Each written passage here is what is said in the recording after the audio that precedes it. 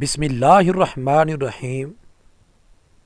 حضرت عبداللہ بن عباس سے روایت ہے کہ نبی اکرم صلی اللہ علیہ وآلہ وسلم نے فرمایا، معراج کی رات میرا رب میرے پاس اپنی شان کے لائق نہایت حسین صورت میں آیا اور فرمایا، اے محمد، میں نے عرض کیا، میرے پروردگار، میں حاضر ہوں، بار بار حاضر ہوں۔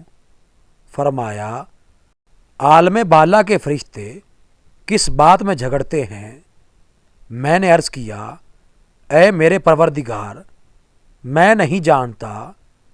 پس اللہ تعالیٰ نے اپنا دست قدرت میرے دونوں کندھوں کے درمیان رکھا اور میں نے اپنے سینے میں اس کی ٹھنڈک محسوس کی، اور میں وہ سب کچھ جان گیا جو کچھ مشرق و مغرب کے درمیان ہے۔